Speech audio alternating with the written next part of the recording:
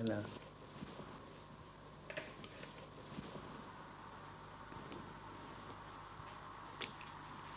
Il ne faut pas que j'admire Chagall, moi. Pas de question d'admiration.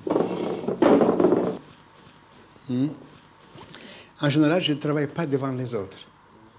C'est fou, je ne sais pas pourquoi.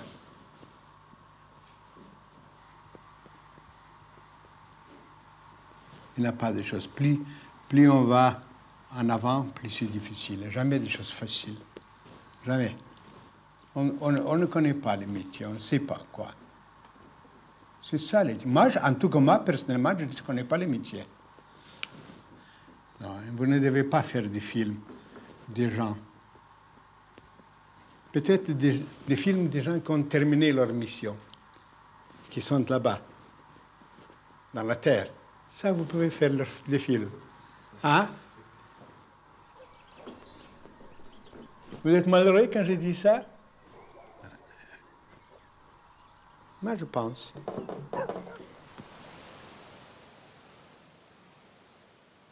Au soir du 28 mars 1985, après une journée calme à l'atelier et un siècle de création, un homme est mort à Saint-Paul-de-Vence. Vence, en France, avec un V comme voler, avec un V comme voyage, comme Vitebsk.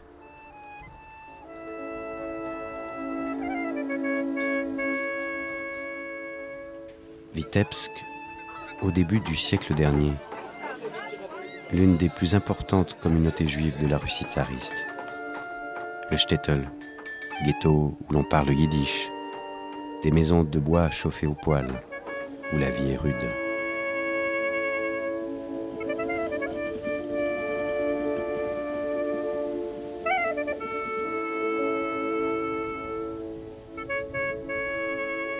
Vraiment, où ai-je pu naître ici? Comment respire-t-on ici? Derrière la fenêtre la nuit, étoiles bleues, terre violette, froid d'hiver. Couché dans mon lit, je vois au mur une silhouette. Les chèvres deviennent sagittaires, les bougies deviennent lune, et la poussière des tapis secoués, voie lactée. À 15-16 ans, je ne savais pas qu'avec un crayon, on peut dessiner. J'ai cherché longtemps une école de dessin à tout prix. Oui. Parce que j'ai pensé, comme beaucoup d'autres naïfs garçons, qu'il peut-être il faut avoir un diplôme. Et après beaucoup de mois de recherche, j'ai remarqué quelque part un petit écriteau, un tout petit écriteau comme ça. École de dessin. Il y avait quand même un peintre. Et quand avec ma mère, nous sommes rentrés chez lui, c'était toute une histoire, vous savez. Pour que moi entre là-bas dans son école, et pour qu'il juge si j'ai le talent, parce qu'elle s'est renseignée chez mon oncle, je ne sais pas chez qui, qu'il faut avoir le talent. Moi, j'étais prêt d'aller sans talent aussi. Mon oncle joue du violon. Il exerce le métier de boucher.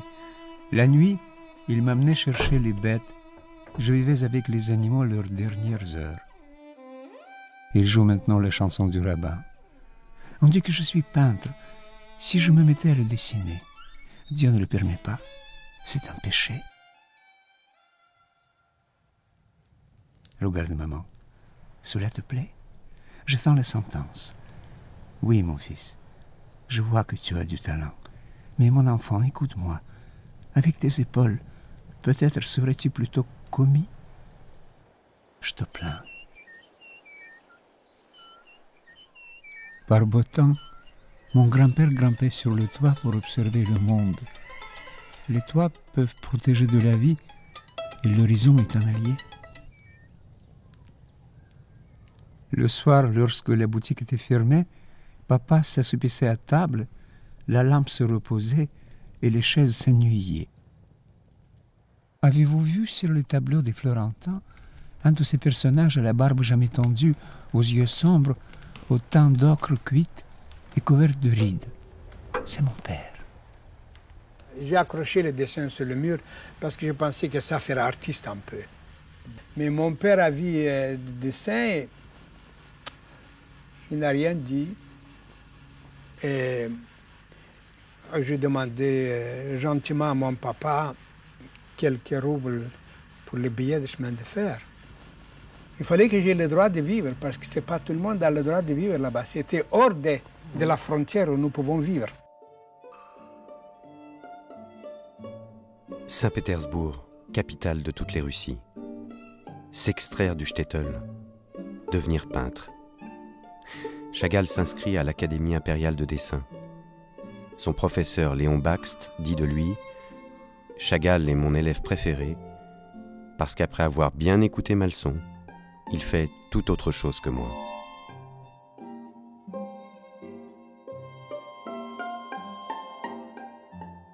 J'étais incapable de m'instruire, ou plutôt on ne pouvait pas m'instruire. C'était au-dessus de mes forces. De retour à Vitebsk, il fait la connaissance de Bella Rosenfeld. Bella Rosenfeld. C'est comme si elle me connaissait depuis longtemps. Comme si elle savait tout de mon enfance, de mon présent, de mon avenir. Comme si elle veillait sur moi, me devinant du plus près. Bien que je les voyais pour la première fois, je sentis que c'était elle, ma femme. Bella, notre grand-mère, était une jeune fille de très bonne famille qui avait fait des études de philosophie et de théâtre. Elle aussi, elle était habitée par quelque chose. Elle aussi, elle voulait apparemment croire en un autre monde. Ils se sont retrouvés au milieu pour se nourrir mutuellement, s'enrichir mutuellement. Mais je savais qu'il fallait partir. J'avais le sentiment que si je restais plus longtemps, j'allais me couvrir de poils de mousse. Vitebsk, je t'abandonne. Demeurez seul avec vos harengs. Mai 1911, Chagall quitte pour la première fois la Russie. À ma bouche affluaient des mots venus du cœur. Il m'étouffait presque, je bégayais. Les mots se poussaient à l'extérieur, anxieux de s'éclairer de cette lumière de Paris, de se parer d'elle. Je suis arrivé comme porté par mon destin, avec tous mes rêves, toutes mes pensées. J'aspirais à une révolution de l'œil. À Paris, vous savez, quand j'ai descendu à la gare du Nord, c'est comme j'étais à Nice quand j'ai vu des bouquets de fleurs. Oui. Seulement, c'était les beaux jours des gens, les cafés. Oui. Un fleurissement des cafés, je n'ai jamais vu des choses pareilles. Dans la rue, dans les trottoirs. Il s'installe à La Ruche, un ensemble d'ateliers d'artistes construits à 2 pas des abattoirs de Vaugirard. Une bohème cosmopolite. On y peint sur des draps usagés, sur des chemises déchirées. Tandis que chez les Russes sanglotait un modèle offensé, que chez les Italiens s'élevaient des chants et des sons de la guitare, chez les Juifs des discussions, moi j'étais seul dans mon atelier. Là-bas plus loin, on égorgeait le bétail. L'aube se levait, les vaches mugissaient, la lampe brûlait, et moi avec elle.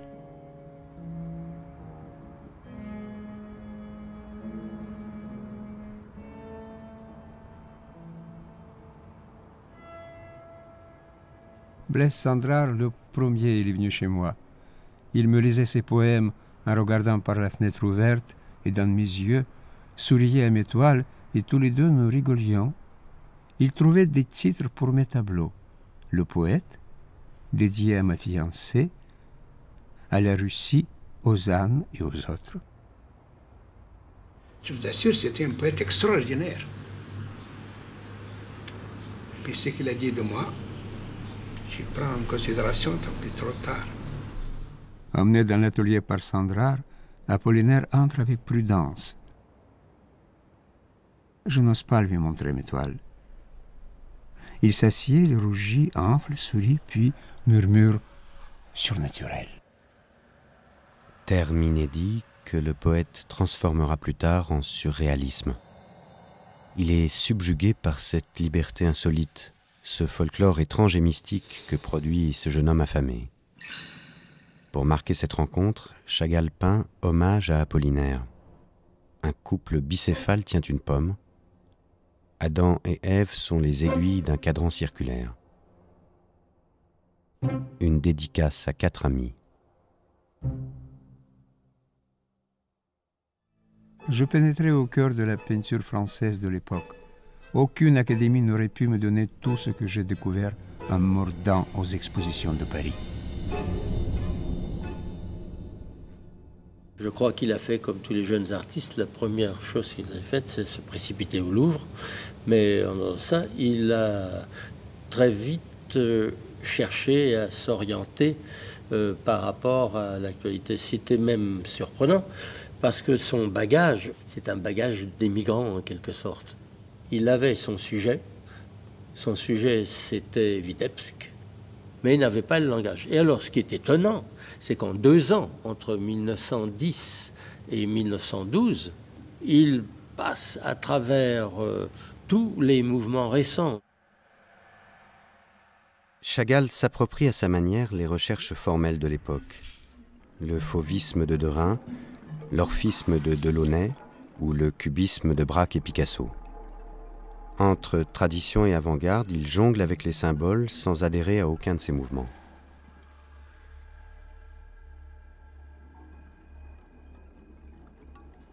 À la Russie, aux ânes et aux autres.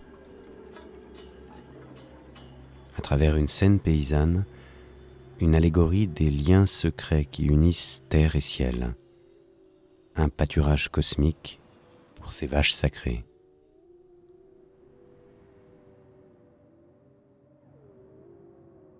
Sandrard me persuadait que je pouvais travailler tranquillement à côté de cubistes orgueilleux, pour qui j'étais peut-être en rien du tout. Je les regardais de côté et pensais qu'ils mangent à leur faim leurs poires carrées sur leur table triangulaire. Mais mon art est peut-être un art insensé. J'étais contre le réalisme, soi-disant. Ça m'embêtait. Une bouteille, il fallait que je l'incline. Un homme, il faut que je me coupe la tête, parce que je pensais par ces moyens approcher, construire autrement, avec des moyens psychiques, construire une réalité. Je ne voulais pas la réalité ni impressionniste ni cubiste. Je ne veux pas ça. Je veux une autre réalité. Les natures mortes même, transformées géométriquement et architecturellement, mais ne convient pas. Je trouvais que c'est une réalité. Je ne pouvais pas estimer les charmes des Braque, des Gris, ça je m'excuse, non. Ou de Delaunay, je ne savais pas, oui, c'est sûrement joli. Je n'avais pas de moyens physiques et moraux d'apprécier la physique de l'art. Je pensais au mouvement.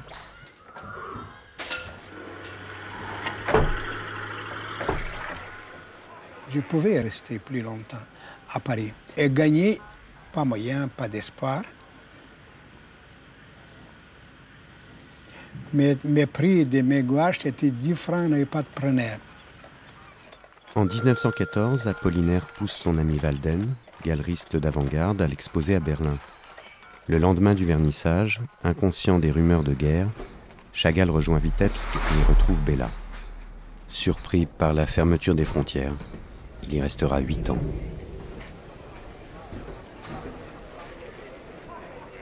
J'ai senti 4 ans un peu, c'est trop la distance. J'étais un peu inquiète. Elle m'a écrit et j'étais très allumé pour voir elle, pour la revoir, pour finir cette histoire. C'est trop longue. Une jeune fille, elle était terriblement jolie. Et 4 ans, c'est méchant de laisser. C'est pour ça que je suis allé surtout. Et la guerre est éclatée.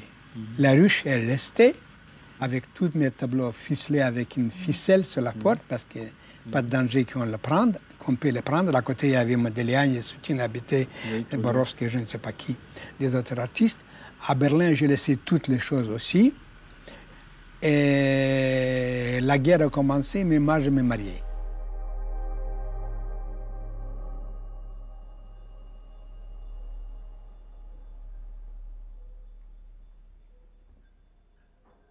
J'étais immobilisé, mais j'étais, on a dit, en arrière. Je faisais, soi-disant, camouflage, je ne sais pas qu'est-ce que je faisais, jusqu'à la Révolution. Son teint pâle, ses yeux, comme ils sont grands, ronds et noirs, ce sont mes yeux, mon âme. Sa mère lui disait: Quel mari ferait-il ce garçon rose comme une jeune fille? Il ne saura jamais gagner sa vie.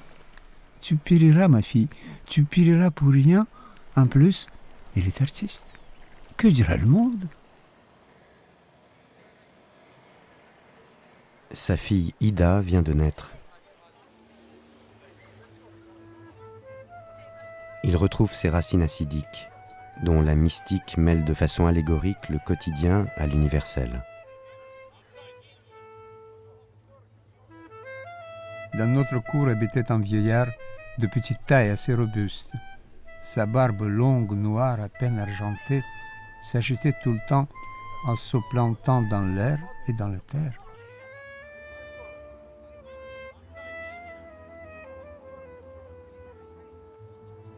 Les tableaux qui étaient chez nous à la maison étaient comme des portraits de famille. Je me rappelle très bien de tentatives de dialoguer avec ce marchand de journaux, parce qu'il avait l'air terriblement triste. Et je me disais quand même, il doit y avoir un lien entre ce ciel très rouge et ce regard très triste, sans savoir bien sûr ce que c'était la Première Guerre, la Révolution, des conditions extérieures qui l'ont poussé à prendre ce visage. Et je croyais qu'il me regardait comme ça, moi, peut-être. Cette pauvreté que je vis avant, quand je suis parti pour Paris, je l'ai revue encore une fois. Et je pensais que je dois faire un inventaire de tout ça. Je suis devenu un réaliste pour inscrire ça que je vis, il me semblait, pour la dernière fois. De ça et tous ces types et tous ces rabbins, c'est ça leur histoire. C'est ça les pauvres gens qui se promenaient devant la fenêtre. Je dois les prendre tels que, tout à fait comme une photographie, on peut dire. La Révolution me troubla par le prodigieux spectacle d'un élan dynamique qui perce l'individu du fond en comble. Dépasse votre imagination, déferle sur votre propre monde intérieur, et ceci au moment même où votre monde intérieur artistique vous apparaît comme une révolution.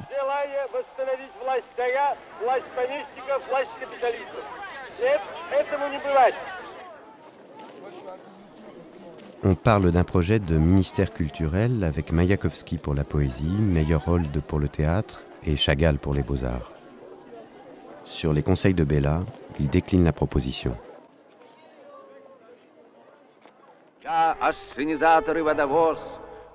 Au meeting des poètes, c'est Maïakovski qui criait le plus fort. Nous n'étions pas très amis. Il sentait que ces crieries, ces crachats me dégoûtaient. La poésie a-t-elle besoin de tant de bruit? Il participe au défilé du premier anniversaire des événements d'octobre. Son dévouement à la cause révolutionnaire est exemplaire. On le charge de créer une école des beaux-arts à Vitebsk. Ma connaissance du marxisme se bornait à savoir que Marx était juif et qu'il avait une longue barbe. Or, je me rendais compte que mon art, sans doute, ne se mariait pas avec lui. Je disais aux apparatchiks, surtout ne me demandez pas pourquoi je peins en bleu ou en vert et pourquoi un veau se voit dans le ventre de la vache. D'ailleurs, je veux bien que Marx, s'il est sage, ressuscite et vous explique.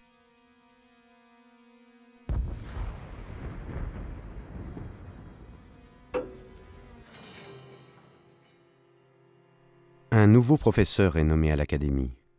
Casimir Malevitch est le chef de file du suprématisme, dont l'abstraction pure rejette toute forme de réalisme. Le face-à-face avec Chagall ne dure pas longtemps. Au retour, c'est tout un chambardement renversé. L'Académie était renversée. C'était marqué « Académie suprématiste. Goodbye ». Alors j'ai donné la démission parce que je pensais qu'il doit se faire avec les soviets, les professeurs. J'ai donné ma démission, mais vous savez, ma démission était acceptée avant que je l'ai demandé.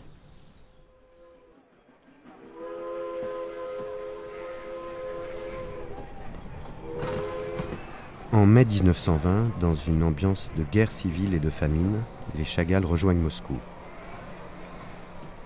Bien que son refus des diktats artistiques l'ait rendu suspect, sa renommée est grandissante. Le nouveau théâtre d'art juif de Moscou lui commande des panneaux décoratifs. Je criais « À bas le vieux théâtre qui pue là et la sueur ». Là, je pourrais participer à la renaissance du théâtre national. Les toiles étaient étendues sur le plancher, des tas de copeaux se mêlaient à mes tubes de couleurs, à mes esquisses. Ouvriers, acteurs marchaient dessus. Ils m'aimaient. Michoels me disait, vous savez, je les ai étudiées, vos esquisses. Je les ai comprises. Ça m'a conduit à transformer complètement mon personnage. Le jour de l'inauguration, on m'apporta des vieux complets usés.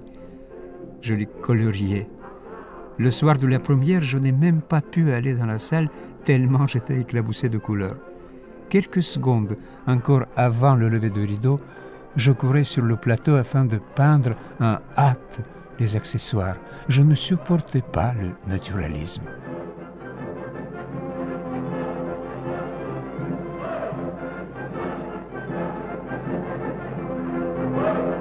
Quelques années plus tard, ce théâtre peu orthodoxe est définitivement fermé.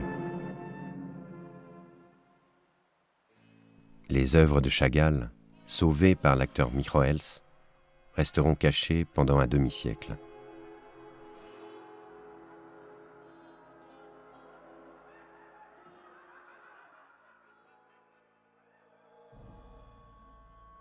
Chaque jour, plus violemment, Kandinsky et Malevich attaquent sa peinture. La situation devient intenable et oblige Chagall à partir enseigner un temps le dessin dans une colonie d'orphelins de guerre.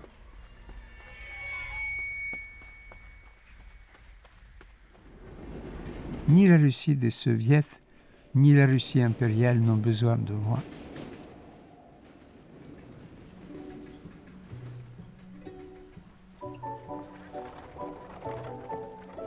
Septembre 23. Après un passage à Berlin, il retrouve Paris, accompagné de Bella et Ida. Son atelier de La Ruche a été pillé de ses toiles. Considéré comme l'un des peintres majeurs de l'école de Paris, sollicité par les galeries, il ne possède plus aucune œuvre de jeunesse. Il reconstitue certaines œuvres. Il fait ce qu'on appelle des deuxième, troisième versions. Il y a Le Marchand de bestiaux, qui est pratiquement similaire. Il y a les portraits des Juifs qu'il fait dans les années 20. L'anniversaire, ce tableau très connu, retrouve une réponse des années 20 qui est pratiquement similaire. Donc il a besoin de s'entourer, de s'habiller quelque part du langage et du vocabulaire qui était le sien à l'époque pour pouvoir reformuler, restructurer quelque chose de nouveau. Sandra, mon ami, m'a écrit une lettre. Viens, Vollard t'attend. Quand on dit le nom Vollard, vous savez, c'est comme vous direz Panthéon. C'est pas quelque chose de formidable. Alors, il dit, voilà, moi je suis Vollard, je fais des livres. Qu'est-ce que vous voulez faire pour moi? J'ai dit, oh, bon, je viens. Je rentre de la Russie, c'est la Russie qui est dans ma tête encore. Frais, tout frais. Je dirais, Gogol. Je prends Gogol, Les Amours. Qui Gogol? J'ai dit, Gogol, c'est un grand type, un grand écrivain qui me convient. Mais peut-être vous allez faire le Comtesse de Ségur, peut-être. Ah non, non, Gogol. Non, Gogol, faites le Gogol. C'est un génie. C'est tout à fait surréaliste.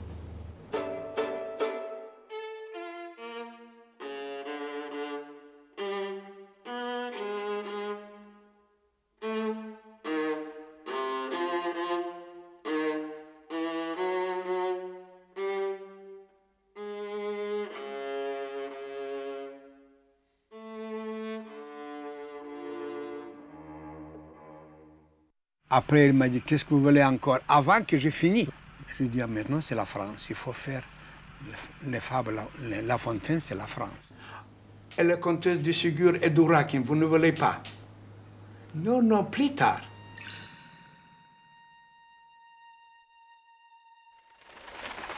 S'il y a quelque chose qui est loin du hassidisme, c'est La Fontaine. Il a un peuple animalier, une petite basse-cour française, et il réussit à travers ça il naturalise en quelque sorte ses coqs, ses gallinacés, ses vaches, il les naturalise français. Ça leur permet en quelque sorte d'échapper à la disparition.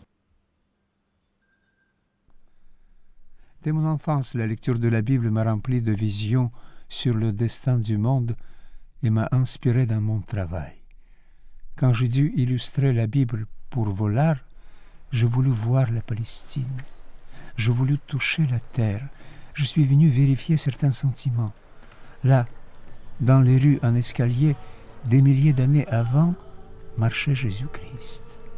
Là, au loin, vont et reviennent vers le mur de lamentation des Juifs barbus vêtus de bleu, de jaune, de rouge, coiffés de bonnets de fourrure.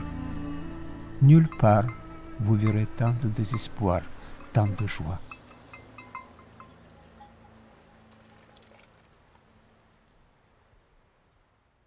« 1933.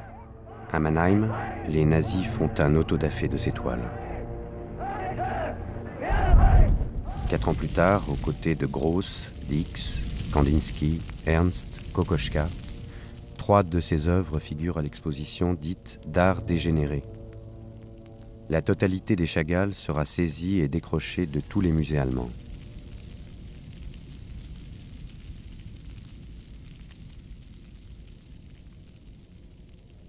Saccage d'un village sous les yeux impuissants des victimes.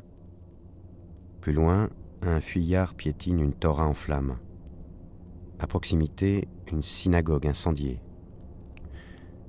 Sur sa croix, au-delà de son peuple, la victime représente l'humanité tout entière. La crucifixion blanche.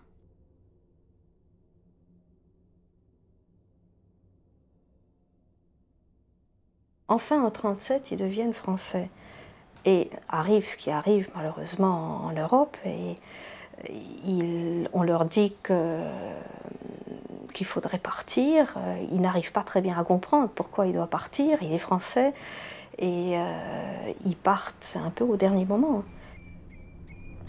En mai 1941, les Chagall fuient l'Europe. Ils sont sauvés par Varian-Fry, un émissaire américain qui permettra à 2500 artistes de traverser l'Atlantique. Le mythe du juif errant qu'il a si souvent illustré devient pour lui une nouvelle réalité. Une tonne d'œuvres bloquées à Madrid par les fascistes arrive enfin à New York.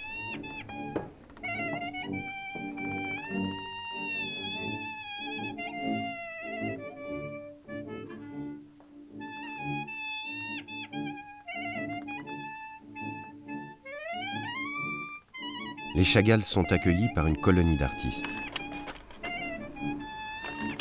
Georges Braque, Salvador Dali, Ossip Zadkine,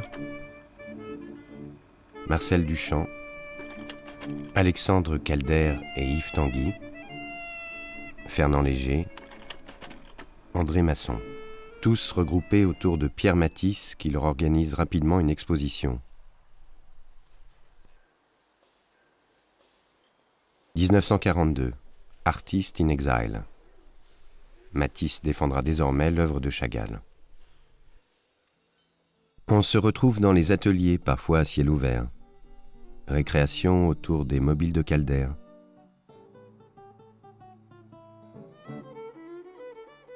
Marcel Duchamp et Piet Mondrian sont de la partie.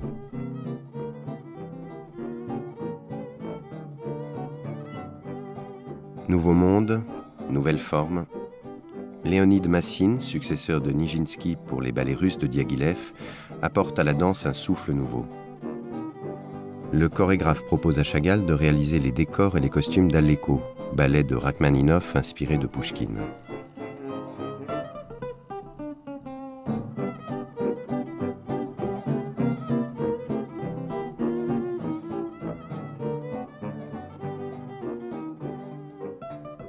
Cette collaboration exalte leurs racines communes, fait renaître un fragment de patrie.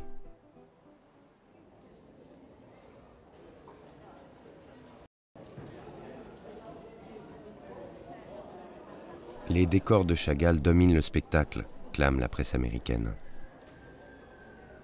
Suivra une autre collaboration, L'Oiseau de feu d'Igor Stravinsky.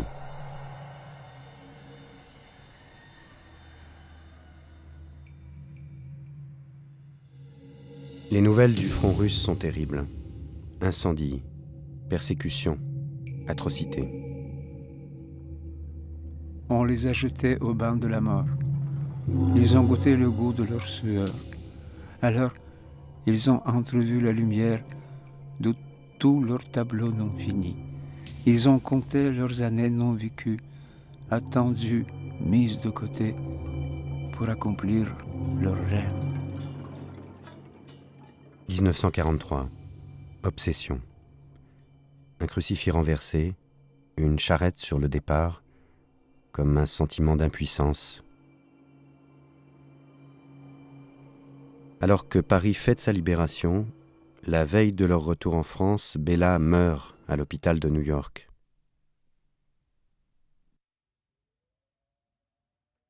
Pendant des années, son amour a rempli mon âme. Tout s'est assombri sous mes yeux.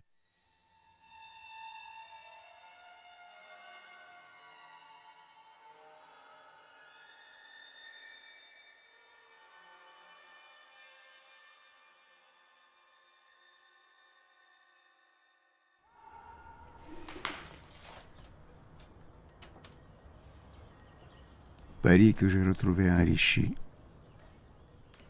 C'est comme s'il m'avait fallu renaître, essuyer des larmes pour pleurer de nouveau.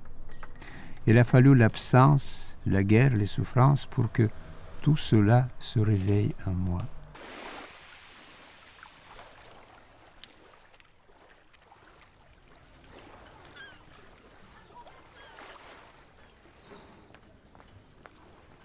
C'est le midi de la France qui retient désormais le peintre. À plus de 60 ans, Chagall s'installe à Vence. L'imaginaire méditerranéen, la chaleur et la lumière lui conviennent. L'arrière-pays niçois éclaire son œuvre de façon décisive.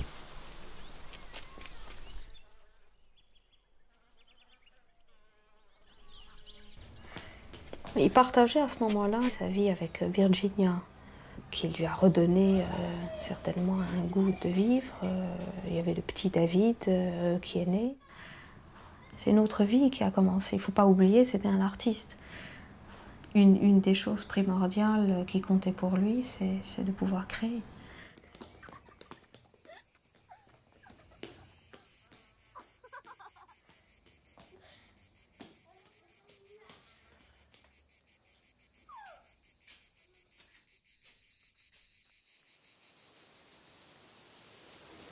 C'est trop beau ici.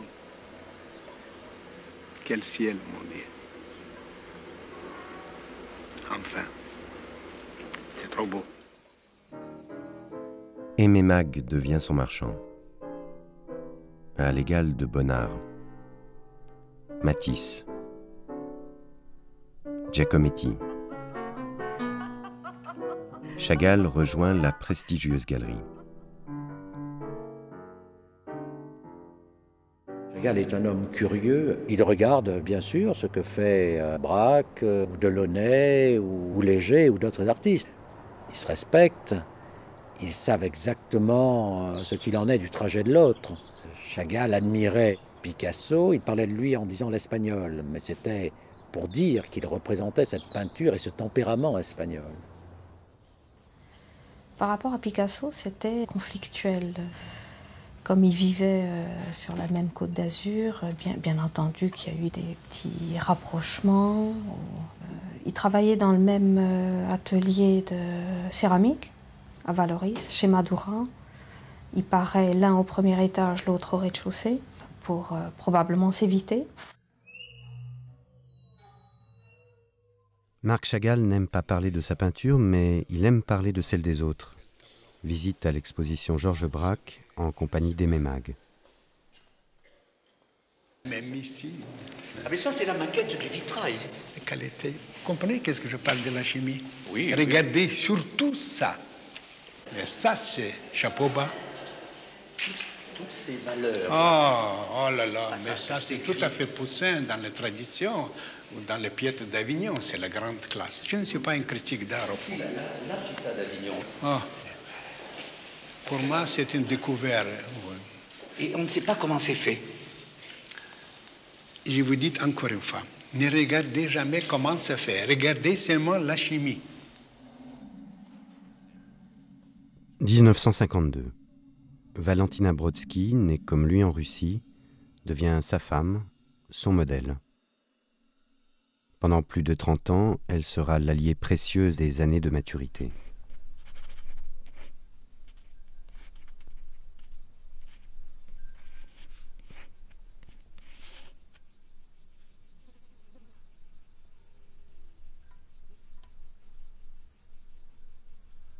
Je suis parti sur un autre chemin qui peut être le même chemin de mon père, qui, regardant mes dessins, pensait que c'était le mur qui continuait.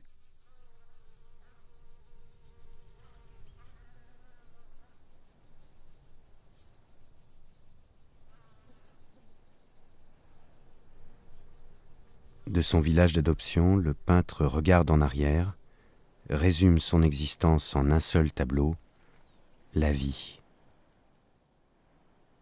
Une façon pour lui de survivre par la peinture.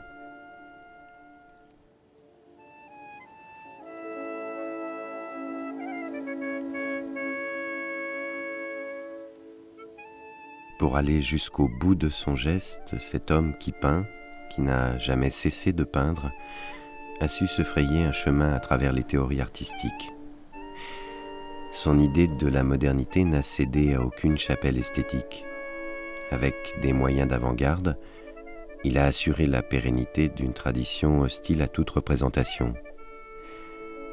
Il a fait que les contraires s'allient, que le haut et le bas fusionnent, que la logique intègre la fantaisie.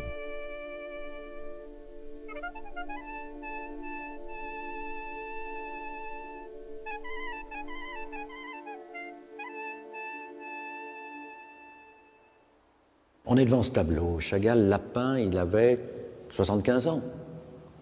Vous imaginez-vous la force qu'il faut avoir, la verve, et je dirais le côté tonique pour entreprendre une œuvre aussi grande. C'est l'époque, par exemple, lorsqu'il fait ce tableau, où Malraux lui commande le plafond de l'opéra. C'est la grande période de reconnaissance aussi. Ce plafond introduit dans l'opéra la couleur et la lumière. À vrai dire, d'ailleurs, il y a des fois où je me demande, depuis que j'ai vu ce plafond, est-ce qu'auparavant, il y avait un plafond à l'opéra? Qui le sait?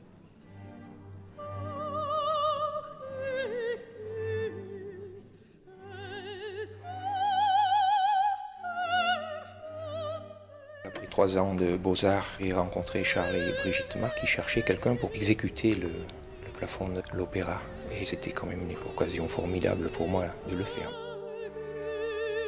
Question physique, il était au moins plus fort que moi, disons, même à son âge élevé. Mais il y a, comme toujours dans la création, il y a des moments où ça ne marche pas, où il y a des doutes. Et il y a eu, enfin, je m'en souviens de quelques-uns, il y a eu cet endroit dans le Boris Godunov, il a travaillé toute une matinée, il était tout à fait en sueur, désespéré à la fin, et il pleurait, ça lui faisait tellement mal que les choses ne réussissaient pas, il était en larmes. Et puis il y a aussi ce petit village, le petit village vert à côté de l'oiseau de feu, là, qui dans son cubisme m'avait beaucoup plu, ça c'était mon truc que j'aimais beaucoup. Il y a aussi toutes ces réminiscences à sa vie de Vitebsk, à sa vie parisienne, et la façon dont elle s'intègre, mais aussi il était absolument conscient de tous ces compositeurs qui étaient là, et il connaissait chaque note de tous ces opéras, de toute la musique. Il aurait pu être facilement un grand musicien, je pense aussi.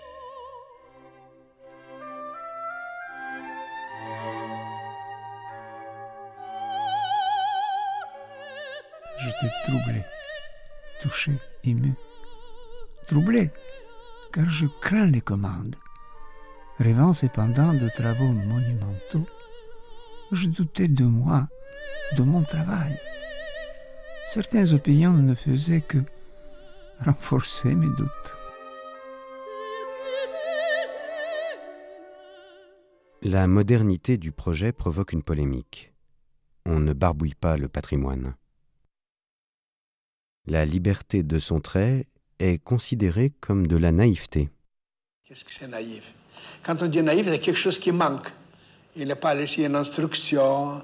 Pour moi, les gens qui n'ont pas l'instruction, ça ne compte pas, l'instruction. Moi, j'étais le plus mauvais élève dans l'école. Terrible. Je ne dis pas que je suis très naïf ou instruit. Ça ne compte pas. À part Einstein, pensez-vous. Vous savez, au fond, la chose psychique, ça peut se comparer aussi comme avec des fleurs, avec des pierres. Je pense qu'il a pas seulement la physique, la matière est comparable avec une pierre, mais la chose psychique, morale, se compare avec la chose qui est dans l'atmosphère.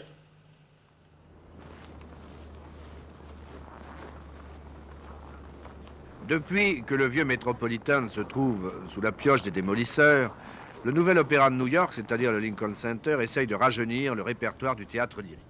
C'est ainsi que pour une nouvelle production de la Flûte enchantée de Mozart, on a fait appel à Marc Chagall pour les décors et les costumes. Ça me fait plaisir, soit débutant à mon âge. Je vous dis franchement, j'aimerais faire des tableaux chez moi à Saint-Paul de Vence. Oui. Faire des tableaux pour moi, mais j'aime les gens, on me demande de faire ça, faire des vitraux, faire des murales, je ne peux pas refuser, malgré que ma femme n'est pas très contente pour ça.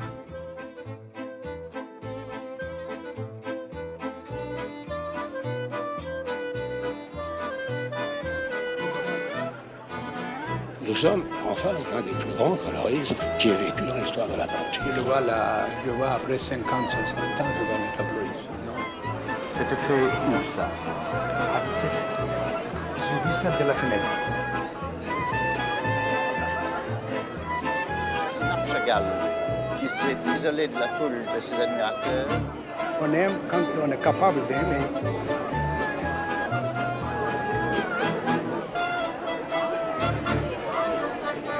Avec la signature.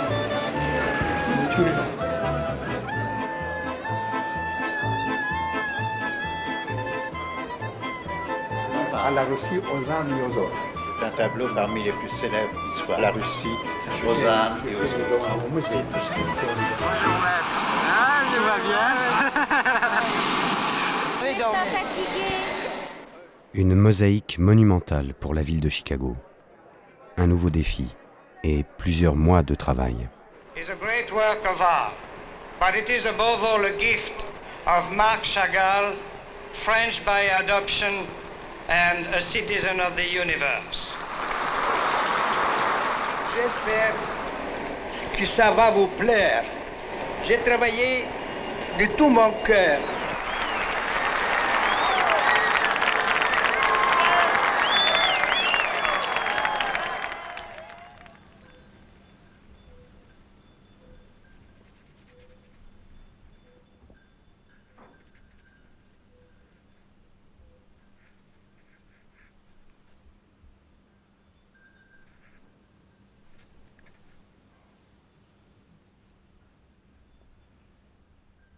Le vitrail, ça a l'air tout simple.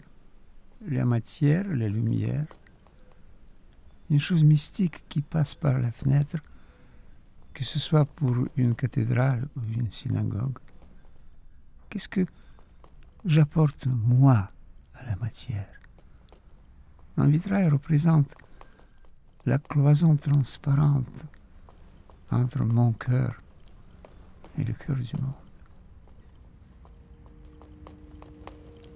Écoutez, si ça ne vibre pas, vous pouvez abandonner le métier. Bien sûr, c'est pour ça. Il y a des milliers de coups de pinceau comme ça, milliers. Peut-être c'est trop. Peut-être c'est trop, peut-être pas assez. Ça fait tout. Ça donne de la vie. Donc ça doit donner de la vie.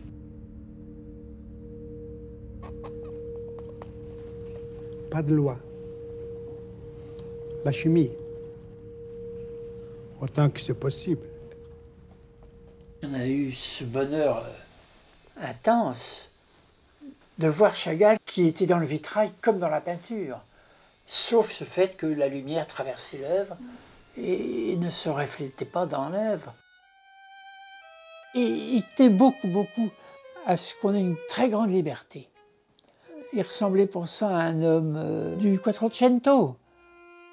Et il avait justement ce pouvoir d'appeler à lui les qualités des hommes. Et nous, quand on avait fait quelque chose qui n'était pas trop mal, il prenait et il en faisait un petit miracle. Il avait un sens de la matière qui était de sublimer la matière. Et c'est pour ça qu'il a tellement bien réussi dans le vitrail. Petit Chagall. Vous devez commencer à jouer avec la lumière qui est derrière, avec l'esprit, avec les gens qui vont venir prier. Ça doit s'adresser au nuage, au ciel, à l'âme, je ne sais pas quoi. Je me demande souvent pourquoi l'homme parfois est si cruel. Comment cela peut-il être quand il y a Mozart, Shakespeare, Goethe, Rembrandt, ainsi que tous les humbles et honnêtes travailleurs qui ont construit les cathédrales.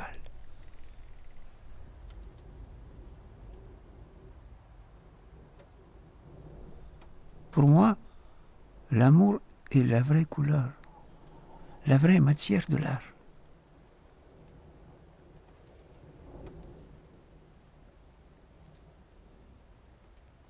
Il en est des vernissages comme des mariages. Il y a les mariages où tout le monde a l'air content et il y a les mariages où tout le monde a l'air triste. Eh bien, ici, c'est un vernissage où tout le monde a l'air joyeux. Et tout le monde a l'air joyeux parce qu'il y a dans la couleur de ce que nous sommes en train de regarder une puissance d'exaltation telle qu'elle prend, même d'une façon non artistiquement directe, non esthétique, elle prend absolument au ventre tous les gens qui sont en train de regarder.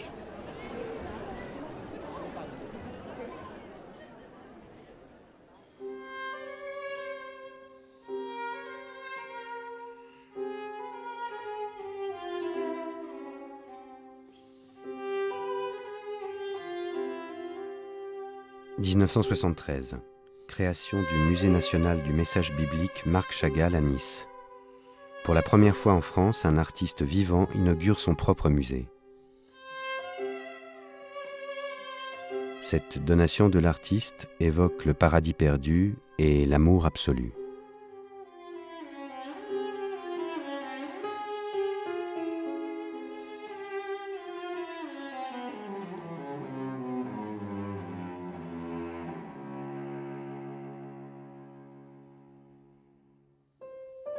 En général, tout ce que je trouve dans la Bible m'exalte. Vous savez, le prophète, pour moi, c'est la plus grande poésie. Tout est comme ça. Quand Mozart a écrit, tout était prêt dans son âme.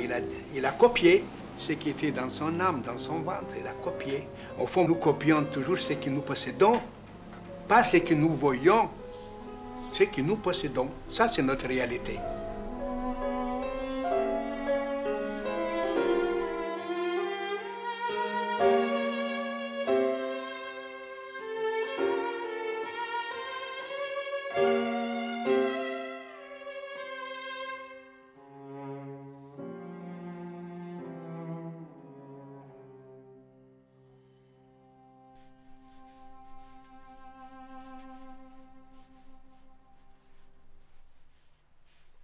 Je voudrais regarder avec les yeux de mon âme.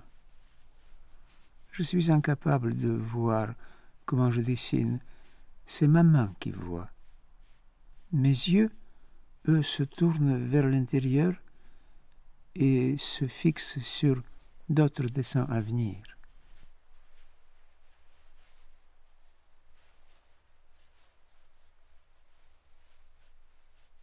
J'ai choisi la peinture. Elle m'était aussi nécessaire que la nourriture. Elle me paraissait comme une fenêtre à travers laquelle je m'envolerais vers un autre monde.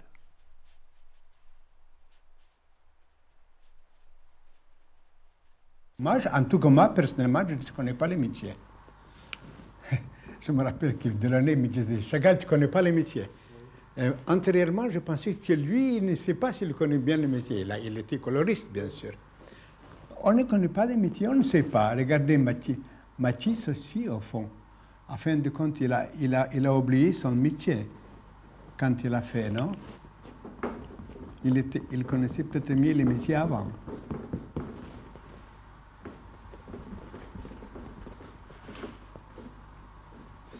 Non, non, non. Vous faites un film d'un pauvre homme, tout à fait. Ça ne peut pas être un exemple pour personne. Moi. Aucun artiste n'est un exemple. Ah, ouais, il est...